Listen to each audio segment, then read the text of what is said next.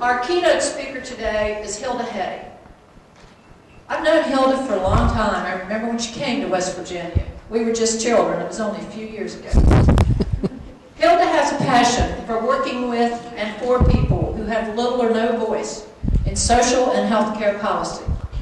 She's from a small rural community and part of a large caring family with strong Southern Appalachian values, and has spent 40 years in rural health communities-based health professions training and working in rural communities. She's the Associate Vice President for Rural Health at the Robert C. Byrd Health Sciences Center of West Virginia University. She's Executive Director of the West Virginia Rural Health Education Partnerships and Program Director of the West Virginia Area Health Education Centers. Hilda was CEO of a small 58-bed rural hospital and director of a birth center. She's a former board member of the Community Campus Partnership for Health and has received a National Leadership Award for this organization.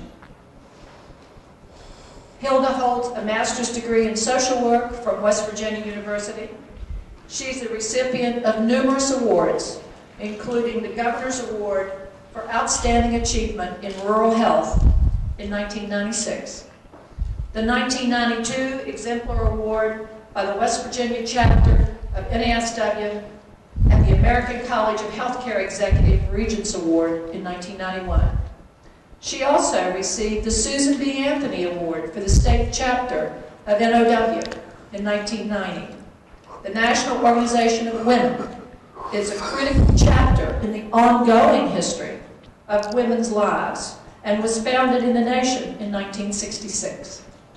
She provides testimony to Congress and speaks nationally on issues related to rural and Appalachian culture and values, community-based health professions training, the health and mental health needs of rural veterans and their families, and the rural health safety net for 62 million rural Americans. And as recently as 2008, she was appointed to the National Advisory Committee on Rural Health in the Veterans Administration by Secretary James B. Peake.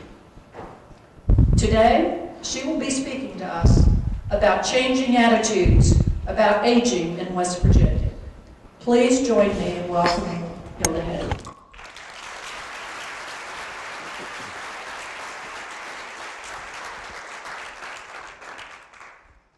Thank you, Karen, and thank you all very much. I appreciate it. I wanted to thank Jackie and my alma mater, the Division of Social Work, for the invitation to be here with you today.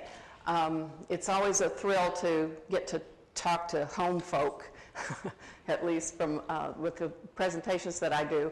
And this one's a little bit new for me. You know, I've actually given testimony before the Senate Committee on Aging, but it was in a very particular area. But changing attitudes meant that I got to get some of my own up there. So I got some attitude. So I really wanted to invite you to really be thinking about some things that I'm assuming you're going to be dealing with for the rest of the week that you're here. And so what I hope to leave you with today is I'm going to go a quick review of the current generations in America and how many there are. And it's amazing, the longer we live, how many different generations we have and the needs of all of those different people and their attitudes. We're going to look at the impact of aging boomers. Who in here is an aging boomer? See, most everybody. And we're going to talk a little bit about what this looks like for the picture in West Virginia, and I'm going to talk a lot about our rural veterans issues concerning West Virginia, particularly for our aging vets and their families, as well as this new generation of vets that we're creating. And then we're going to look at the implications for the rural vets, what kinds of things we do in the communities, and I participated in a survey that was sponsored by the West Virginia legislature, and I'm going to give you some of those details as well. Well, a generation, of course, is a group of people that share something. And there's always this affection and affinity for people who, if they only share with you space and time on the earth, that's a bond. And so those people generally engage in the pop culture. They engage in education together. They generally have their babies together, do all of those kinds of things. So there's major life events that also surround a generation that mark it as a generation. Now generally, historically, generations have been every 20 years. And the one I'm in is like roughly every 20 years. And when you have large surges of population born in that era, then you have a marked generation that really, because there were a lot of people that had the same kinds of experiences. And then you may have a few people that are born on the cusp of either side of that generation, and they may also have some unique features, but I'm just going to go with the larger groups of the generations. And what happens as we are aging, we're finding that generations are happening faster and faster and faster. Some social scientists are calling a generation 15 years. And it may move to even 7 years, some people are projecting. And that has to do with the rapid globalization, virtual communication, and the faster and faster and faster we try to do life, the faster these generations may change. So that forces us to actually look at the coming of age. In other words, the coming of age years for most people is about 20, 21. That may even become younger and younger and younger. And so it's important to look at what does that mean for us then as we age. And then all of our generations are marked by very significant global, regional, or local events. They're always marked, at least in our culture, by war. Other cultures not so.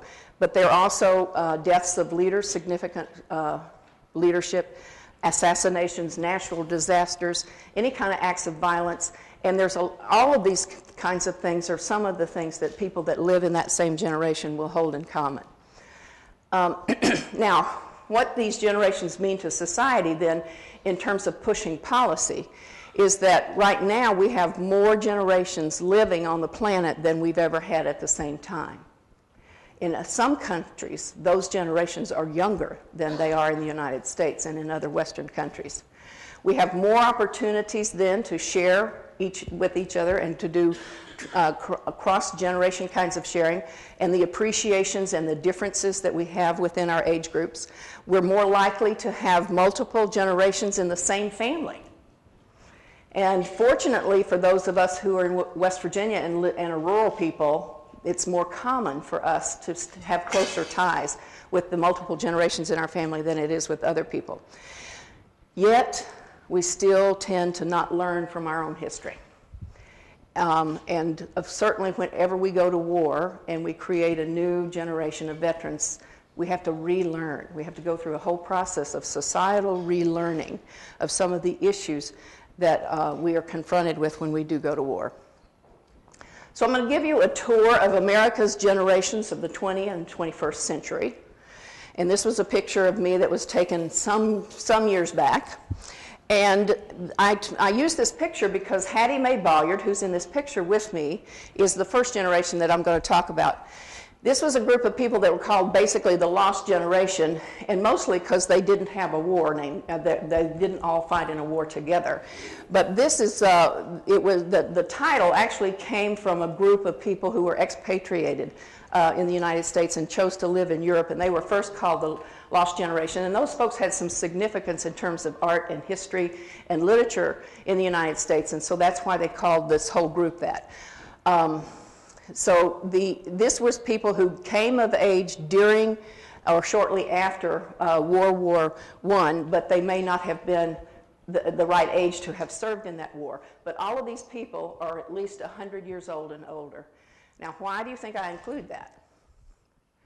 Because we have more older folks, more 100-year-old people living all the time. Do any of you watch the Today Show? Well, Willard Scott, God love him. Can anybody remember when he first started doing that? It has been years. He's been doing that segment on people that are over 100 years for more than 20 years. When he first started, he started out by holding up pictures to the camera. And then they invented a little frame that he could just slide the pictures in. And then Smuckers decided if there's that many people, then let's get some press out of it. Out is just one person sending him a photograph of somebody in their family who had turned 100 years old, and this person thought that that was noteworthy. Well, of course, it is very noteworthy. Well, Hattie Mae actually came to visit Preston Memorial Hospital on her 100th birthday, and that was in 1988. The next generation, those that were born from that end of that generation till 1924 or into the mid to late 20s, were known as the GI generation. Tom Brokaw called these people the greatest generation. He wrote that book in 1998. Now, these are the people who did go to war. They fought in World War II. When they came back from World War II, they actually built the country. Housing booms, industry booms, particularly industries like engineering and construction and all those kinds of things. So this generation really feels a lot of responsibility for building what we currently have in our infrastructure in the United States. My mother was born in this era, so my mother is of this generation, and all 12 of her siblings, and then all 7 of my father's siblings. So I have a very large family, and we have a lot of folks in this generation, and now we're starting to lose them, a few at a time. And over the last 18 months, we've lost 7 of those individuals in our family, and one of those was my mother. This is a picture of her and one of her brothers who served in World War II. And even though her mother was widowed, and at that time, if you were a widow, you didn't have to send all your male sons to war, and she was a farmer. You could keep one on the farm. They wanted to go. They really wanted to go, so they all went. And fortunately, they did all come back. Then the next generation are the baby boomers, and I'm a boomer, and some of you all are boomers. And the reason that we're called baby boomers is because our parents had gone to war, and they got scared, and they came home, and what do you want to do when you feel like your days are numbered? When you feel like, you want to leave something behind, or you want to celebrate. And so that is really what happened. That's why there's so many people in this particular generation. Also, there's a lot of people in this particular generation because at the end of World War II, we started to really get into antibiotics and a lot of advances in medical science that we learned as a result of treating people in war that really influenced our generation. The polio vaccine, a lot of these other kinds of things that people previous to us were dying of, tuberculosis, pneumonia, really, public health had really come into its own in the 40s, and that's another thing that has contributed. The baby boomers really, there was an entire 14-year global-wide increase in the population during this era, and that also is attributed to the advances that were made in medical science, as well as those other war countries that participated in the war, because it was a world war.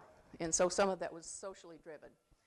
But our generation, unfortunately, has the tag of having fought and lost the only war that America ever lost, and that was the Vietnam War. In the 1960s, there were a number of social movements and counterculture kinds of activities going on that we also got blamed for, even though not all of us participated in them. But some of the stirring of these social movements had led to considerable amounts of policy implications and changes. But later these folks became much more conservative and eventually became the parents and the grandparents of the X, Y, and the current generation called the Zs. This is Generation X. Now these were people that in some ways are looking at on a cusp. They were born after the Vietnam War, but these were the first people to use video games. Computers were not completely out there yet. Anybody remember Pong with Atari? Okay. And okay, so you guys, if you remember that and you played it, you're an Xer. The millennials. Now, I think we have a lot of millennials in here. How many of you are a Y'er? See, we got students, we got a lot of Y folks in here. Okay, you are currently fighting the global war on terror, Operation Enduring Freedom and Operation Iraqi Freedom, Afghanistan and Iraq. You're also known as boomerangers. You're known as the echo boom. In other words, you're the echo of the boom of the baby boomers. Your pop culture was in the 90s up to 2000, and you also are marked by serious world-changing events. Mass communication, the internet, you came of age in 9/11. You were in school in Columbine. So all of those kinds of influences really are marking your generation and will influence what you do as leaders in terms of moving forward with policy. Your group is also has got a battleground kind of culture war between conservatives and progressives, and marked in a very, very strong way, much more so than any other generation in terms of the gulf between you. In other words, even within your own generation, you have people who will be conservative or they will be progressive or liberal, but the gulf between you is wider than it is in most other generations. My boys are Yers, even though one of them was born on the cusp of the X's, but they're Y generation, and my older son literally quit high school when he was 16 years old, and it broke my heart.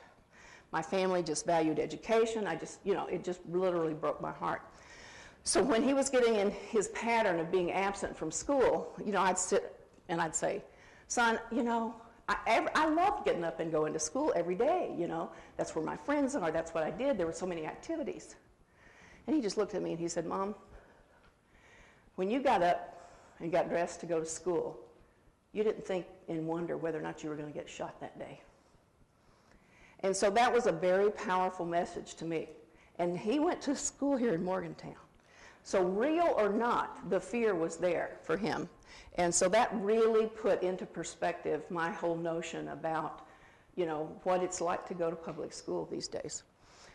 Okay, and then currently this next generation, and I think it's just because they ran out of the alphabet, so I don't know why they started far back in the alphabet. If they'd started with A, they wouldn't have to come up with these. But anyway, this is the kids that were born after 1995. And they're being called the Z generation, or they may be called the V generation, and that's going to be for virtual. They are the first people to be born totally into a world full of technology. So that, it's going to be, I can't even imagine how we're going to talk to these people. I can't. And these are the people that are going to be the generation of my grandchildren. This one picture of the Marine, he's 19 years old, and this was taken during the Vietnam era. And so this other gent, who is also a veteran, could either be World War II or possibly even a Vietnam veteran. So the boomers and the boomerangers, there was really more hype than reality about these boomerangers. I mean, I went into this doing the research for this speech, and I thought, oh my gosh, the whole thing I'll talk about boomers and boomerangers. And then when I got into and looking at it, that boomeranger really didn't exist, and it was more of a hype than anything else, then I started to looking into some research. Because the boomerangers are supposedly those single adults who leave home and then come back. They boomerang, they come back, and they live in the basement. And you can't get rid of them. Once they're in the basement, That's because we made them too comfortable when they were growing up down there. But anyway, so 70% of singles between the ages of 20 and 29 lived with their parent in the 1940s, and that was the highest it's ever been, and it's never been that high. So lots of times, some of this living with extended family is economically driven and has nothing to do with the generation itself. But you can see what the other statistics are for those other years. It was even 19% in 1880. So we don't really have more kids living with their parents. It certainly increases at different times, and certainly with our economic situation right now, it probably will even increase even greater. Our first latchkey kids, I got blamed for not being at home, because I was out working. So my kids were latchkey kids. But the first latchkey kids were kids whose parents were in World War II. Because moms left home and went to work in the factories to replace, all the men who had gone to war. But see, that only lasted 4 years, and that's one of the reasons why a lot of people don't realize that particular phenomena. Does anybody know what our longest war in history was? Our longest war in history was Vietnam, 12 years. And our shortest war, other than the Gulf, the Desert Storm, up till that point was World War II. But when you stop and think about the impacts and what we know socially of those two wars, it's amazing. It's just totally amazing that we remember it the way we do. Okay, the Xers and the millennials. Well, they want leadership opportunities. You guys are getting your education, and by God, you want your piece of the pie, and you're ready to go. Okay? But guess what? There's somebody in your way. They believe that they can do it. They want to work hard to get it done. They work differently. They communicate differently than previous workers. They continually seek ways to show their value to their employers. They're very innovative and very creative in how they do that. And they're adapting to culture and social change at a faster and faster pace. And we thought we had the market cornered on that deal. We thought we were the adaptable generation, but apparently you're even more adaptable than the boomers are. So this generation has something called a gray ceiling. Has anybody heard of the gray ceiling? All right, well, I'm in it. Karen was just talking about working older and older. Well, the gray ceiling are all of the baby boomers who are still working when the Xers and the Yers want jobs. They want our jobs. You know, they're tired of fooling with his, move on, move on, move on. And so the gray ceiling, unfortunately, is going to last a while. And it's going to last a while because there's more of us out there than the younger generation. It's a larger population. And because whenever there's an economic downturn, if you've got a job, most people keep that job and you keep working. And with what monies most of us have just lost over the last year, I mean, I was going to retire in 6 years, and now it's 10 years. So whoever's after my job, you're going to have to wait 4 more years to get my job. The GI generation and the boomers were people who really, they tended to put others first, especially their family. And especially rural people do that. And these are 2 wonderful rural people. Those are my parents. And that's me and my sister. We were the first 2, and then there was 4 after that. The social movements then that I'm going to quickly address are the Civil Rights Movement, Black Panthers, feminists, the Gray Panthers, the anti-war movement, the counterculture movement, and I threw this in here even though nobody has really identified it as a movement. I'm talking about wellness and nutrition, fitness, because I really do believe it is a generation, and the baby boomers kind of started it, but man, what you guys have done, it is unbelievable. I mean, whenever you get to the point where you have a social phenomena and then you actually adapt fashion to that phenomena, then you know you've made it. But like when I first started working out, I mean, I just throw on a t-shirt and throw on a pair of shorts or whatever. Man, the fashion industry now around fitness is unbelievable. It is totally unbelievable. Now, are there any movements on there that somebody doesn't know about that needs me to go into any more detail? Because you guys with aging, I know you know about the Gray Panthers. Okay. The boomers are challenging America's attitudes on aging all the time. And one of the other reasons they're doing is not just because of their sheer numbers, but it's also because they are the most physically fit generation we've ever had. For people that are over the age of 50. That does not include me. But it does include a lot of my fellow boomers. We're also challenging the notion of midlife and old age by fighting stereotypes. Well, you know, I just never assumed I was in midlife. I mean, I just didn't, I had no idea when midlife comes.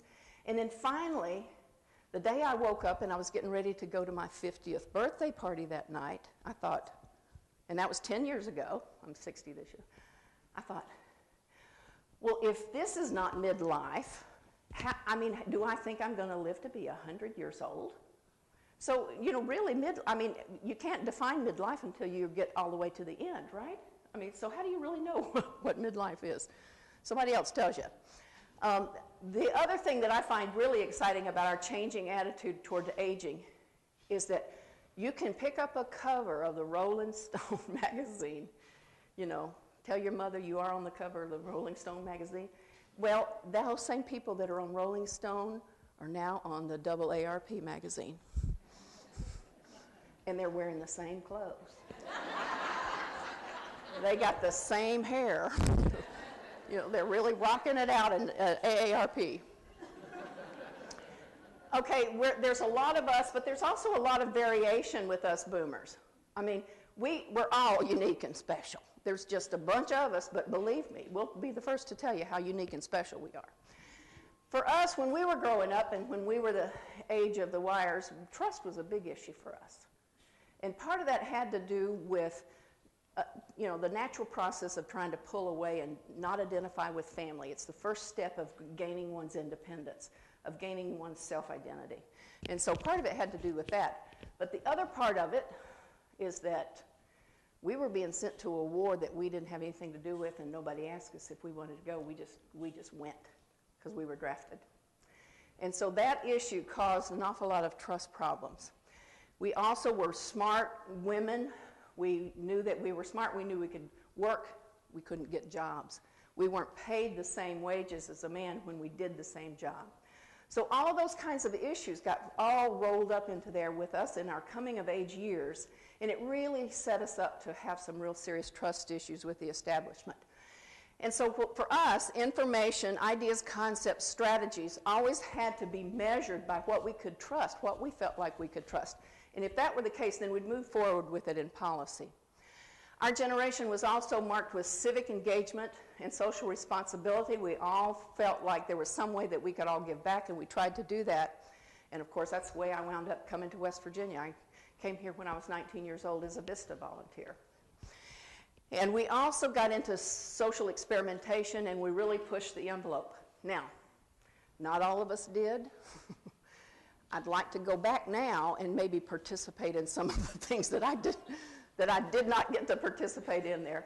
And unfortunately, there are some of my generation that are still experimenting. Maybe they haven't gotten it right yet, but they're still pushing the envelope.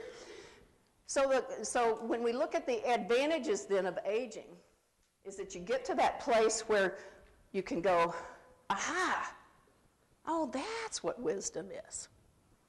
And mostly for me, it was just letting go and not sweating the small stuff. And it was amazing at that point when I really felt like my life was coming together, that sagehood, moving into sagehood, believe me, is a wonderful, wonderful experience.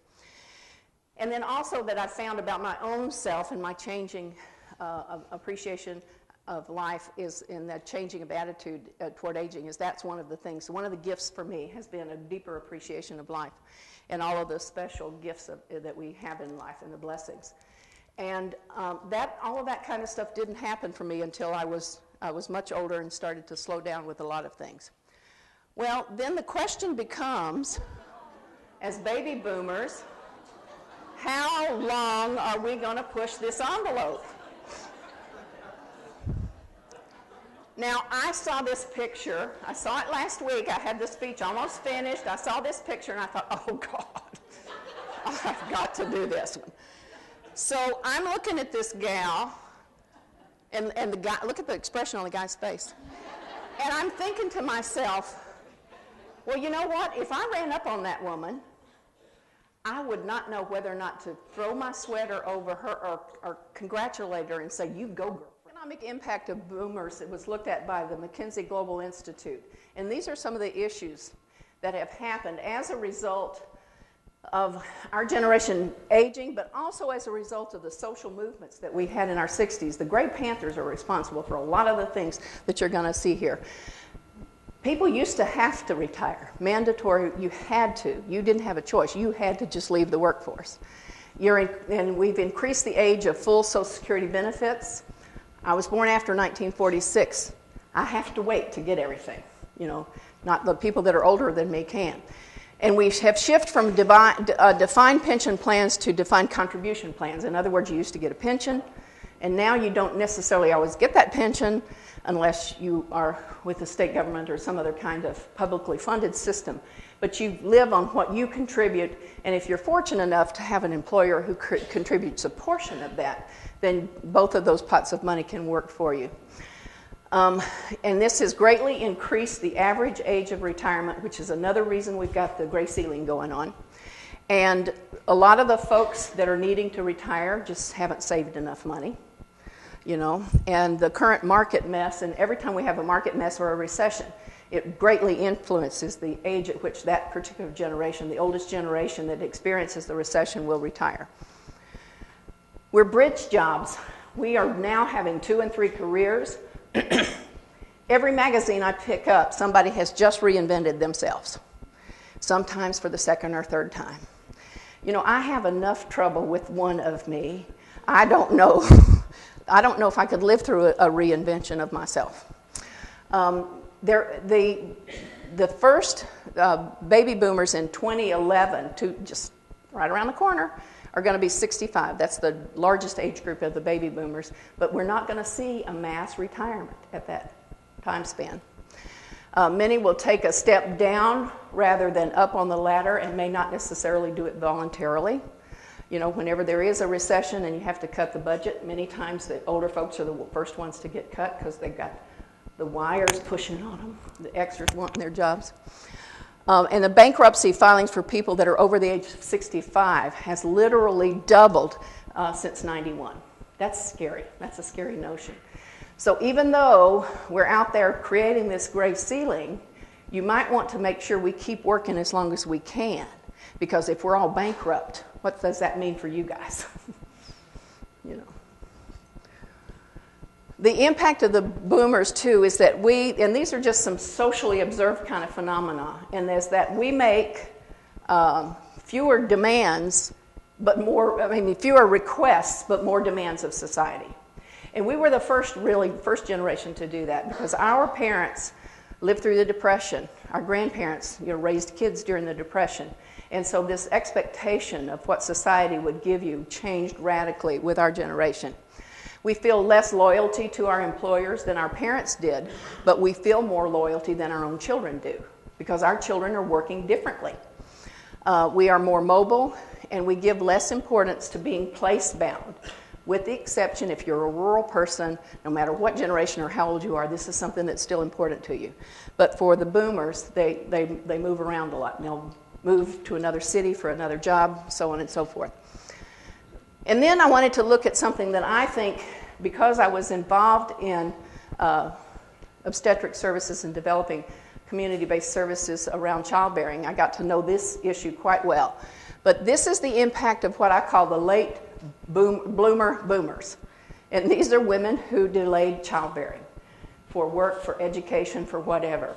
And so what happens is you delay childbearing, you delay grandparenting, and when you get to be this age, you start to wonder if you're going to have that opportunity, and you look longingly at those people that already have grandchildren. So what the women in my generation did was literally expand the childbearing age range. And that was expanded socially, and it was expanded also with technology. Because we were the first generation to have the birth control pill. The first birth control pill hit the market in 1959, but it really didn't have much of a bearing on the boomers, because the boomers continued to be born until 64. So when we became of age, we were the first generation to readily use the birth control pill.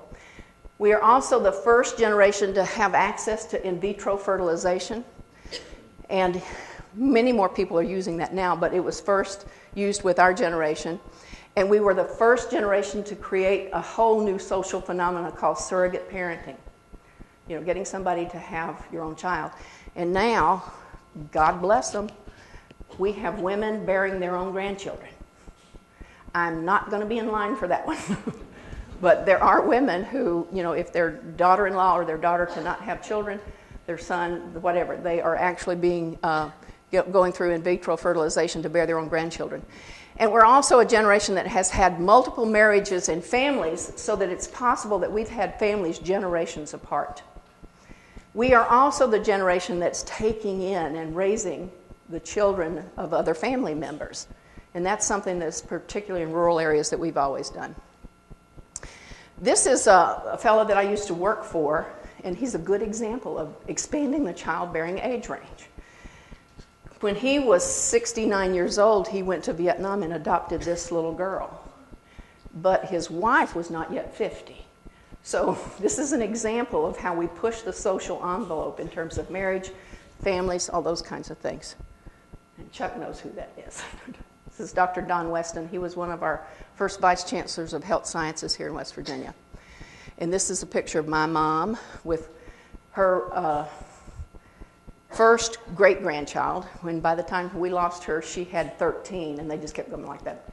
But anyway, the one thing I loved about my mother, every time she saw the new baby, she'd hold that baby and she'd say to that baby, "You are the most beautiful baby I have ever seen in my whole life." So everybody got that.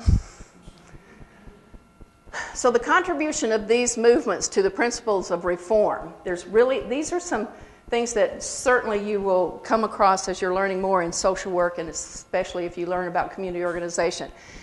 But it has traditionally been thought that political power was enough to make changes. If you needed a change in policy, then you just got people who were politically influential and had political power to do it.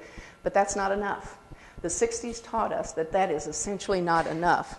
We also need to combine political power with the power of very ordinary people in organized groups. We can't have reform by an elite leadership structure, because it simply does not work without the engagement of the grassroots. And there was somebody that you'd think should have known that tried health care reform in the Clinton administration. But the reason the Clinton administration health care reform efforts did not work is because it was a leadership down, elite kind of driven process. And there was not this groundswell of issues.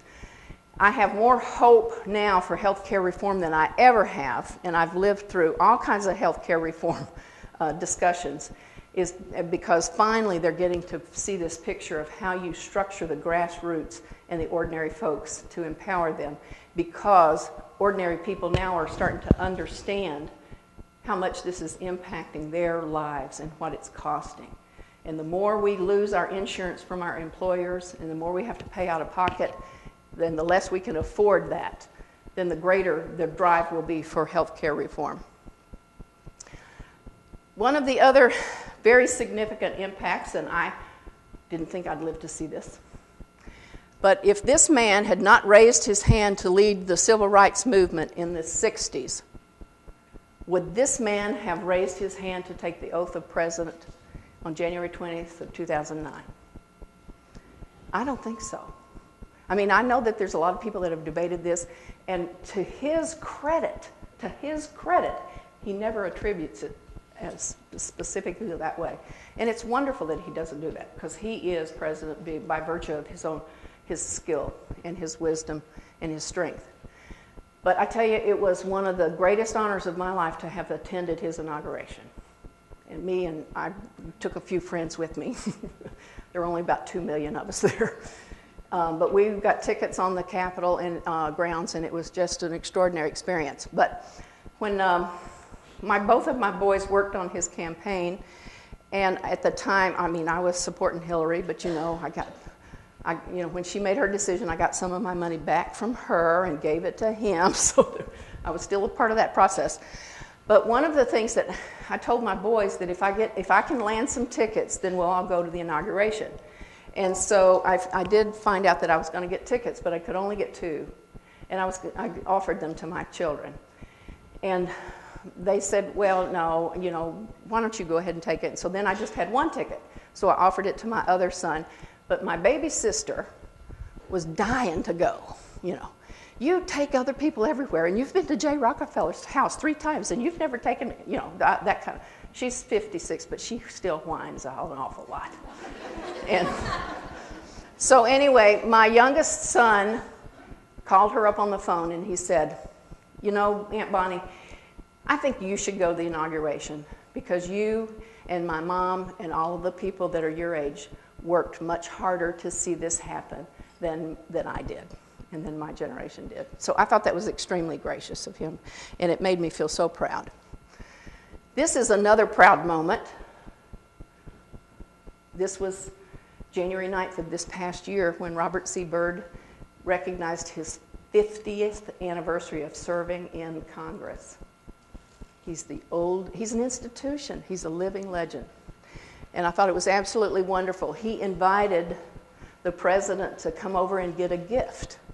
And if you haven't read any excerpts from this book, Robert C. wrote this book during the campaign, and it's called Letters to the New President. And he had it published before the election results were known, because he didn't want anybody to think that He knew how the election was going to turn out, but it is a beautiful, beautiful book full of all kinds of wisdom. And so that was the day he gave him that autographed copy of that book. So let's switch real quickly here and look at issues related to rural veterans and their families. And we're going to look at these by generations. Over the past 50 years, West Virginians that are age 75 and older has increased with the number of men by 115% and the number of women by 284%. So we're making more old people, and some of these people are vets. For the picture for us is that we are the second oldest state. We're approaching 40. Right now it's 38.5 years. And the Vietnam vets are still our largest group of vets, even though right now we see in the media, we all see about the current young generation of vets and returning soldiers. Our Vietnam vets are still the oldest group. The vets that are enrolled in the Veterans Health Administration and Medicare have an out-of-pocket cost expenses for Part A, Part B, and Part D for the drugs and stuff like that. And a lot of people don't realize that. In other words, most people think that if you serve in the military, you're set for life, man. You got health care forever. That is not true because it's a voluntary program. You have to enroll. You have to be eligible. You have to go through the same kinds of issues that most of us are familiar with other programs like that. But one of the phenomena about the VA is that we only have about a third of all of our veterans ever enroll in the VA services. So that means that 2/3 of all vets are in the civilian health care system.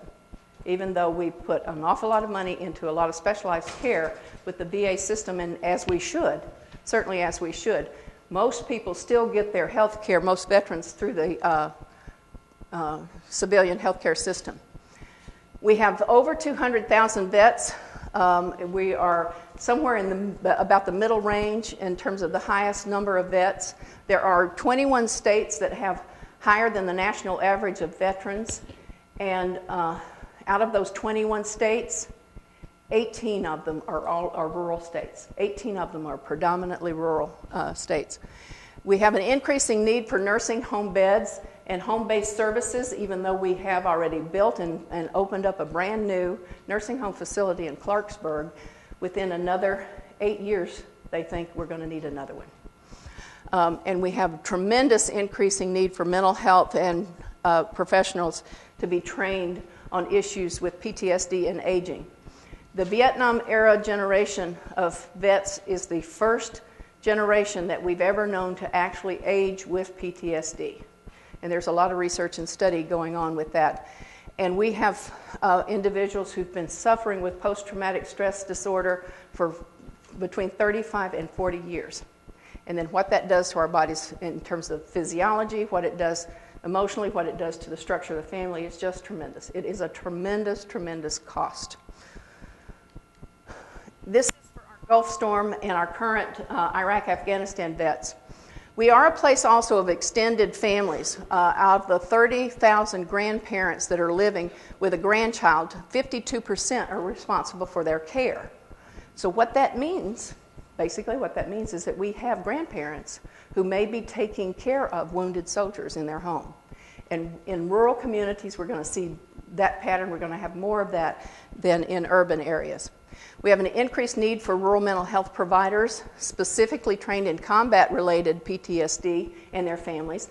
So we need specially trained people in PTSD on both sides of that spectrum, because we've got the aging population that's lived with it for all these years, and then we've got the brand new people that are coming out with PTSD, and we still, in rural areas, do not have enough mental health practitioners. This generation of vets, though, the unique thing that they will bring into our healthcare system is that they are going to live longer with horrible disabilities, with very debilitating kinds of disabilities, longer than any generation has ever done so before. And that's primarily because of the advances in medical science. Out of all of the current war that we're in, the 27% of the people that have been killed have been from small towns and rural areas, when only 19% of our population is made up in small towns and rural areas, or 20%. So rural people, when they go to war at a disproportionate rate, and when they go, they die or are injured at a disproportionate rate. This is right down the street from where I live, and these people put up a new sign every month that has something to do with veterans. And I love it. So I stopped and took this picture this time. But rural people openly and actively support their veterans, and they always will, and they never make any apologies for doing so. And we look at returning soldiers. We know that we have depression. We know that we have PTSD. There may be muscular skeletal issues, changes in behavior, decline in social functioning. We also see an increase in alcohol and or drug abuse. And a number of vets that are going to be returning may have undiagnosed mild to moderate traumatic brain injury. The ones who are severely involved are going to be already in the institution or in the hospitals. But the ones that we need to worry about in our civilian healthcare system are the ones that are not diagnosed yet, that might have the ringing in the ears, might have headaches, and they may not even remember why. They might not even connect it. So the survey that we were involved in last year on behalf of the West Virginia legislature, we sent out and worked with the West Virginia Veterans Division of Veterans Affairs, who actually sent out the instrument. And this was a contract to the Department of Psychology, the Division of Social Work, and the Office of Rural Health here at WVU. And we were very pleased to do this work. And we the Office of Veterans Affairs mailed the survey instrument to all of the people who had applied for an overseas bonus. And there were 6,400 people in that sample that they mailed it to. And we had over 1,100 that were completed and returned. And then these results that I'm going to show you are over 900 of those individuals, which in the state of West Virginia is a pretty significant survey.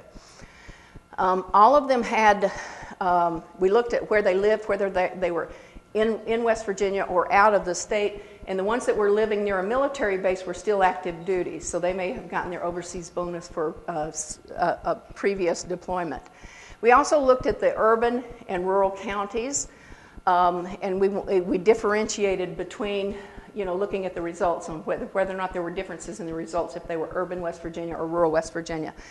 And 53% of the counties were rural and 47% were from urban. Those are the makeup of the people that responded to the sample, and you can see what counties are considered urban and rural, but I would argue some of those urban counties. But this is just in terms of the Census Bureau definition. The average respondent to the survey also essentially was the pure makeup of West Virginia. All of these statistics are the same for the general population. And the marital status was the same, whether or not they were living with a spouse, all of that was the same. We also looked at whether or not they were active duty, whether or not they were already back for deployment, whether or not they were National Guard or the regular active military. And when we looked at the statistics, the most alarming thing that we had embedded the depression scale and the PTSD checklist scale, which is a self-reporting instrument. So that was part of the survey instrument. And when we looked at that and compared it, 46% of all of the people that had responded to the survey had scores that suggested a post-traumatic stress disorder or depression. 56% of the rural veterans had scores, indicating that. And of course, we would most likely find that to be explained by the fact that we have a lot more of those people were rural than were urban. And the scores on the PTSD checklist and the depression scale was always higher for rural veterans than for urban, and it was for both were higher than any of the out-of-state groups. Now, my take on this is, again, because we don't have enough trained mental health professionals in rural communities. But this one was very disturbing, is that rural veterans reported exposure to combat at much higher rates than any other groups, and this was particularly true for the National Guard.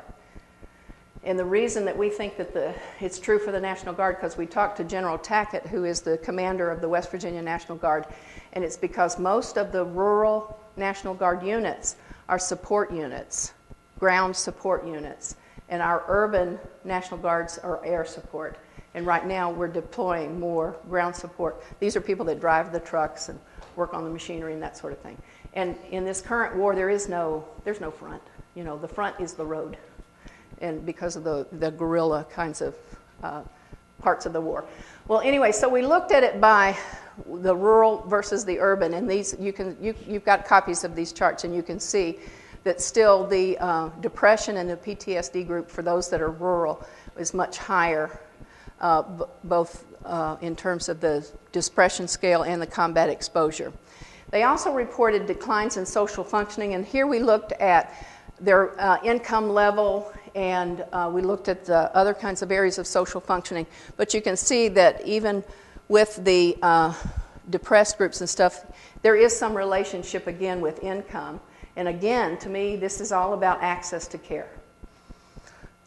To me, this also indicates a need to train more primary care providers on what to recognize in their own patient populations if they have veterans. And most physicians, you go to a physician office, most men are never asked if they are a veteran, if they've had military experience. And I think that we could go a long way to try and to open this up by training rural primary care providers to be more attuned to this. This is, they self-rated on how well they felt like they were doing either at work or at school. If they were still in the military, how well they were still doing with their military jobs, how well they were doing with their home, and in areas with friends. And you can see the results there too, is that those that were depressed or did have high rates of PTSD and depression were reporting more declines in that social functioning.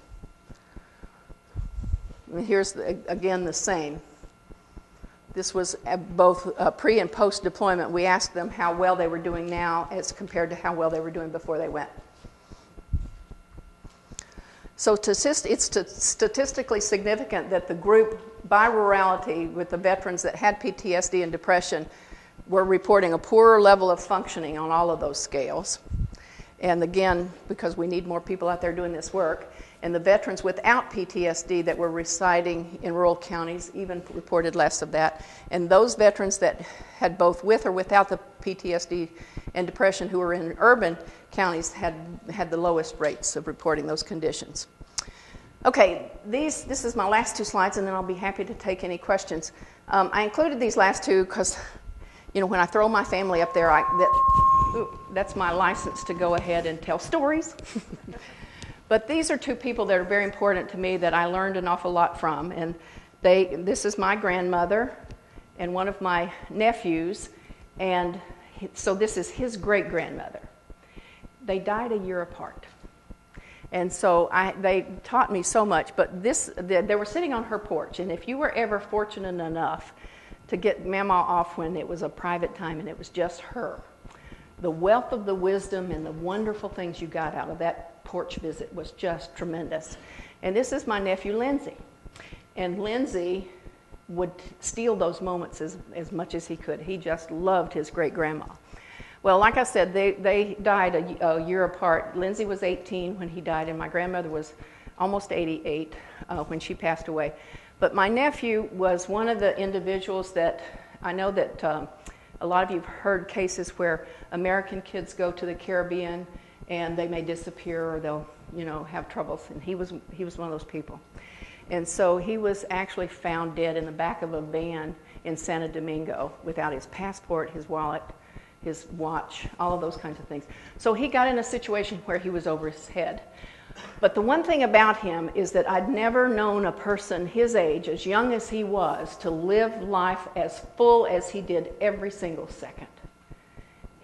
I don't ever remember hearing that child complain about life in any way.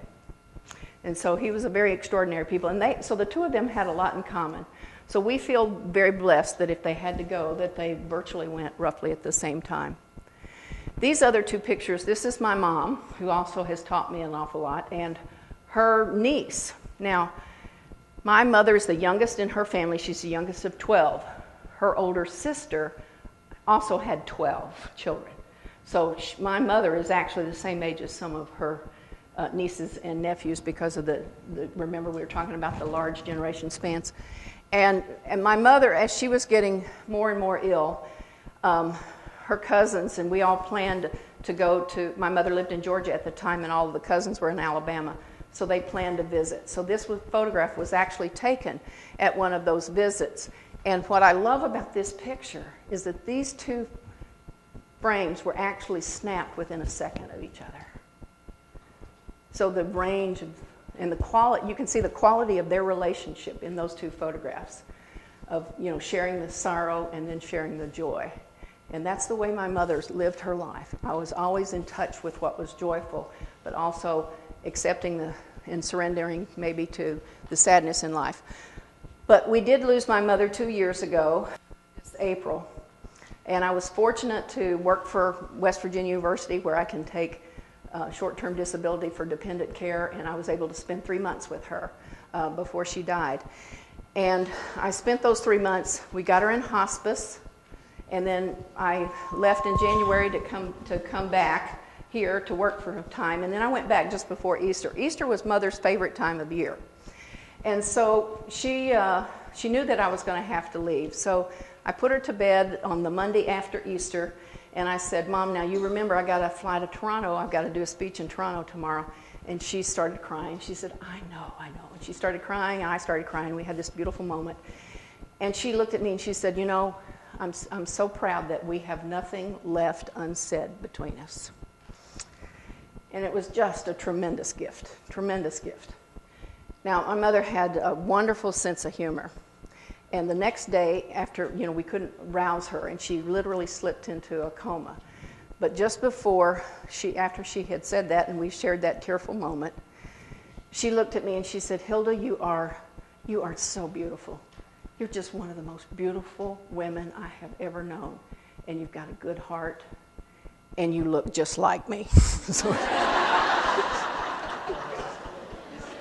And I am so grateful. That literally was the last thing that my mother said to me. And so I'm so very, very grateful for that.